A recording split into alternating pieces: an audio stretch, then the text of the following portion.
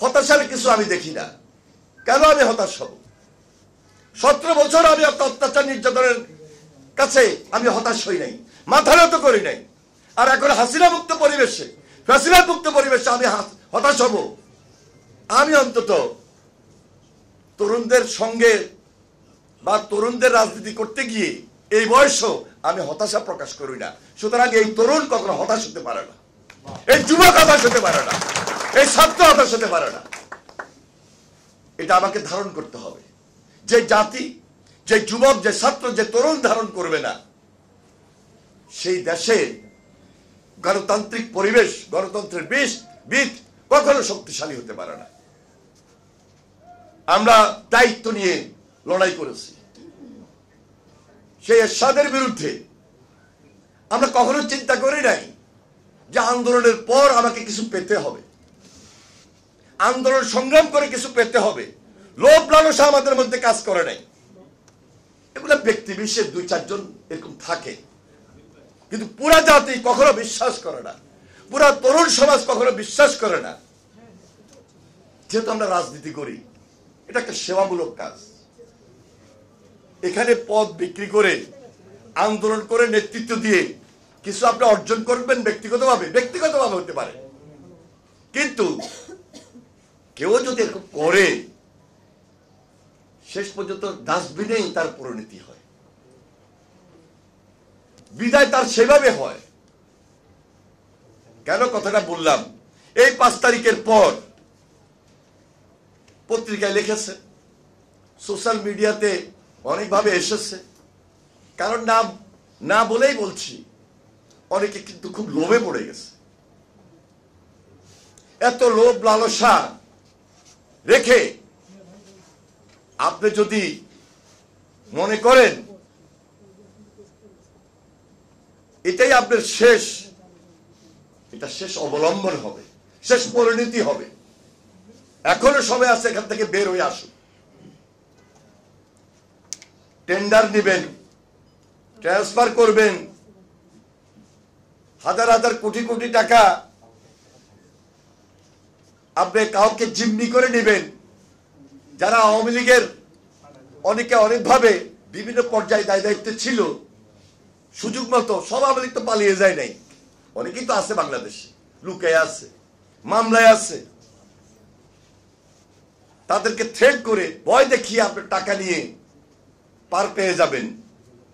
জীবন বীমা কর্পোরেশন নতুন নতুন পলিসি চালু করে আসছে।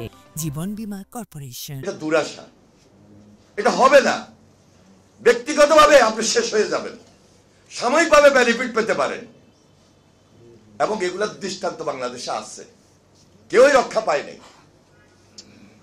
ভবিষ্যতে একটা নির্বাচন হবে, নির্বাচন করতেই হবে। কারণ যদি এই অন্তর্বর্তীকালীন সরকার কন্টিনিউ করতে থাকে, তাহলে এই হতাশার কথাটা সেখানেই আসবে। কারণ একটা রাজনৈতিক দল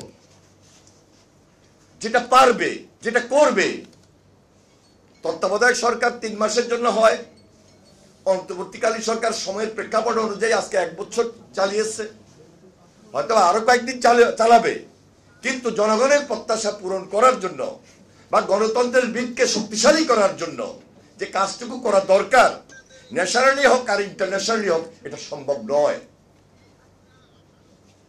সুতরাং আজকে নির্বাচন, এটা সময়ের দাবি। তার চেয়ে বড় দাবি ছিল আমাদের যে হাসিনার বিচারটা করা, দৃশ্যমান হওয়া, দ্রুততম সময়ের মধ্যে হওয়া। আশা তো ছাড়বই না, না পারলে নির্বাচিত সরকার করব, এটা বলতেই পারি।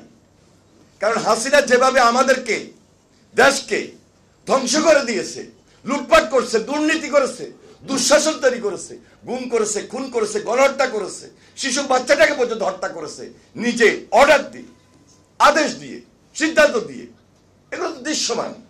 সেই বিচার হবে না এই বাংলাদেশে, আর সে অপেক্ষায় তো আমরা আছি। এটা প্রায়োরিটি বিচারটা। প্রত্যেকটা বক্তব্যে, বিবৃতিতে আমরা বলি সংস্কারের চলমান প্রক্রিয়া, সংস্কার করতে হবে। কিন্তু সংস্কার করতে গিয়ে যদি ওই হতাশার কথা চলে আসে, তাহলে সংস্কারও শেষ হবে না, হতাশা দূরও হবে না, হতাশায় আবার ফ্যাসিবাদ সুযোগ নিয়ে নেবে। ওই সুযোগ বাংলাদেশের মাটিতে আর হবে না, দেওয়া যাবে না। এই জন্য সুযোগ যেহেতু দিব না, ফ্যাসিবাদ যেন না আসতে পারে, ষড়যন্ত্র যেন আবারও তৈরি না হতে পারে, এখনো চলছে, হচ্ছে, পার্শ্ববর্তী দেশও করতেছে, দেশের ভিতরেও হচ্ছে, আর্থিকভাবে হচ্ছে। এই যে কিশোর গ্যাং, আজকে দেখবেন বিভিন্নভাবে তারা এই সমাজটাকে নষ্ট করার জন্য বিভিন্ন দেশে, বিভিন্ন ডিস্ট্রিক্টে, বিভিন্ন এই সিটির মধ্যে বা অন্য সিটির মধ্যে দূর থেকে আর্থিকভাবে তাদেরকে টাকা দিয়া কিন্তু কিশোর গ্যাং দিয়ে আজকে কাজ করাচ্ছে। কে করাচ্ছে, মূলে কারা, এগুলো ফাইন্ড আউট করা দরকার।